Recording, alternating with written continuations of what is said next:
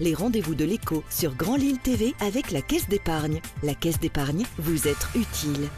Bonjour à toutes et à tous et bienvenue dans cette nouvelle édition du Rendez-vous de l'écho. Aujourd'hui, en notre compagnie, Louis Delaoustre. Bonjour. Bonjour. Vous êtes cofondateur de l'entreprise Potluck. On va y revenir vraiment en détail pendant ces 6-7 minutes. C'est de l'intelligence collective, une démocratie commerciale en deux mots. Votre concept, à vous, votre métier finalement avec Potluck, c'est quoi ? Alors, notre métier et notre mission, c'est de remettre le citoyen et le consommateur, le client, au cœur du processus décisionnel des gens avec lesquels on travaille. On travaille avec différents acteurs, on travaille évidemment avec des municipalités. Donc, notre objectif, c'est de définir comment repositionner, par exemple, un centre-ville en fonction des attentes des citoyens, en fonction de ce qu'ils font aujourd'hui, de la manière dont ils consomment, mais aussi en fonction de leurs attentes. On fait la même chose avec des gestionnaires de grandes enseignes. Leur objectif, c'est de parfaitement comprendre leur clientèle, savoir ce qu'ils veulent, ce qu'ils attendent, etc. Et on le fait aussi pour des projets immobiliers, donc dans le cadre de développement de nouveaux projets.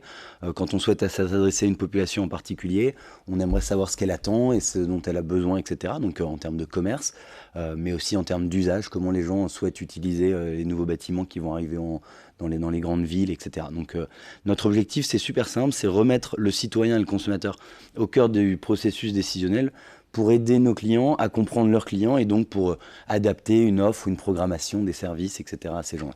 Et cette compréhension, cette programmation, finalement, ces données-là, les entreprises ne savent pas le faire elles-mêmes en interne ou c'est compliqué à gérer ? Alors, en fait, il y a toujours eu des gens qui ont permis de faire des études pour comprendre les attentes des citoyens.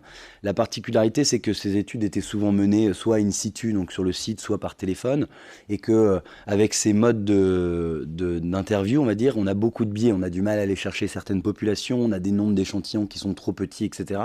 Nous, aujourd'hui, on est en mesure d'avoir une connaissance fine des consommateurs parce qu'on va les chercher via les réseaux sociaux.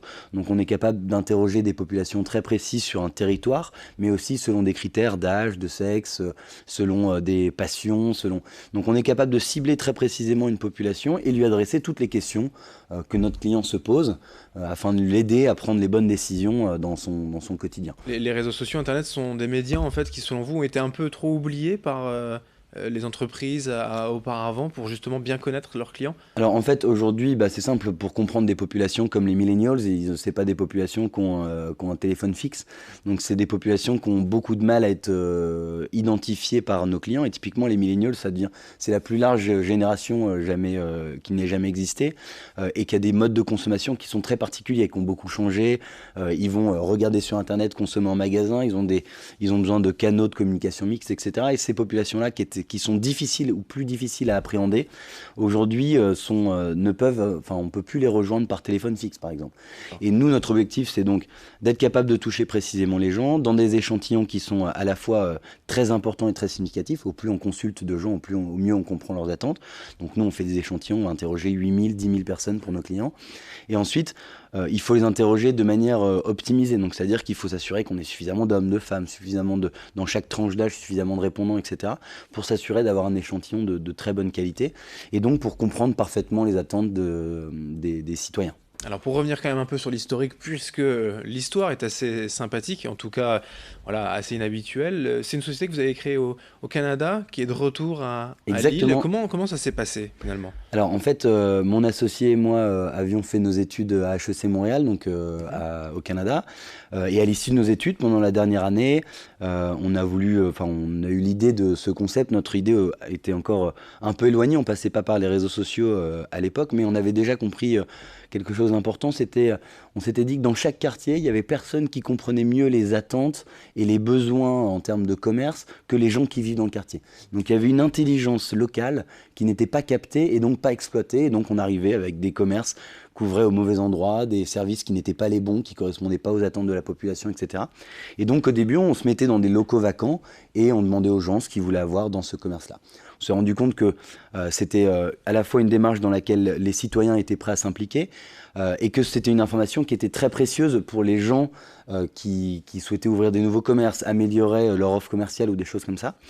Mais on s'est aussi rendu compte que notre mode de collecte de l'information n'était pas viable parce que ça prenait beaucoup trop de temps, c'était beaucoup trop complexe, etc. Et donc on a développé toute une expertise pour faire ce même exercice, c'est-à-dire aller à la rencontre des gens, mais via les réseaux sociaux, pour leur adresser les questions importantes qui les concernent. Quand on parle d'un centre commercial, une maman qui fait ses courses régulièrement en centre commercial est très contente d'être impliquée, de pouvoir choisir quelles vont être les prochaines enseignes, quels vont être les prochains services qu'il va y avoir près de chez eux. Et donc on a répliqué ce concept qu'on faisait dans la rue via les réseaux sociaux. Et donc on a un algorithme maintenant qui nous permet d'aller sourcer un grand nombre de répondants. Et donc, une fois qu'on est passé par les réseaux sociaux, on s'est dit qu'on pouvait aller travailler n'importe où. Et donc, une fois qu'on avait développé ce concept au Canada, on a closé une première levée de fonds d'1 million de dollars. Et ensuite, on a décidé qu'un des premiers marchés qu'on voudrait développer assez naturellement, ce serait la France. D'une part parce que c'est un marché qui nous attirait de par nos origines, mais aussi parce que en termes de retail et donc de développement de grandes enseignes, etc., et surtout dans le Nord, c'est un très grand exemple pour le monde entier. On a des enseignes qui sont reconnues mondialement. Et donc pour nous, on s'était dit, si on arrive à développer notre entreprise en France, on aura fait un sacré pas sur un très gros marché. Donc on aura démontré notre capacité à répliquer le concept. Pour les commerces, on le dit souvent, une des bases, c'est l'emplacement. Voilà ce qui est le plus important. Donc mettre le bon commerce au bon endroit. Voilà à peu près ce que vous proposez. Pour les villes aussi, finalement, les municipalités, imaginez la ville de demain, où est-ce que l'on va trouver les services, les résidences. Je vois un peu à SimCity, si on va tout résumer. Mais c'est un peu ce que vous proposez, même aussi aux administrations, aux institutions. Exactement. Donc là, dans nos 3 clients, quand on parle des municipalités, ils ont souvent, on remarque dans les villes moyennes en France, il y a une grosse désertification des centres-villes. Et surtout, le centre-ville de demain va se reconcentrer. Il sera moins grand, il y aura moins de commerce, mais il va se reconcentrer autour de l'essentiel. Et l'idée, c'est, on ne peut pas développer... Ce qui était fait auparavant, c'était qu'on prenait ce qu'on appelait des données top-down. Donc on prenait la consommation d'un Français moyen, on regarde combien il y a de Français sur la zone, et du coup, on arrive à définir le nombre de mètres carrés de boucherie qu'il faut, le nombre de mètres carrés de boulangerie, etc. Sauf que nous, notre concept, c'est de dire qu'il n'y a pas de Français moyens et il n'y a pas de villes qui sont toutes identiques. Et donc, si on veut comprendre les spécificités de chaque ville, on ne peut pas se baser sur des données génériques du Français moyen, mais il faut comprendre les attentes spécifiques de chaque quartier, de chaque ville. Et donc, nous, aujourd'hui, grâce à notre outil, on est en mesure d'interroger des milliers de personnes pour comprendre les attentes spécifiques de chaque citoyens et consommateurs pour définir du coup les attentes globales et aider les administrations à réorienter leur centre-ville, à redéfinir le commerce en fonction des attentes de leurs consommateurs, etc. Et donc voilà, nous, à la place d'avoir une donnée générique qu'on dit top-down, nous on va faire du bottom-up, on va interroger des milliers de personnes pour comprendre leurs attentes précises et donc pour être en mesure de développer un centre-ville qui corresponde parfaitement à leurs attentes. Et toutes ces infos sont à retrouver sur votre site internet, potlock.com, tout simplement. Merci Louis Delaoustre, avec plaisir, merci de m'avoir accueilli. Aujourd'hui donc pour ce rendez-vous de l'écho. Merci à vous de nous avoir suivis. Dans un instant, d'autres informations à suivre. Les rendez-vous de l'écho sur Grand Lille TV avec la Caisse d'épargne. La Caisse d'épargne, vous êtes utile.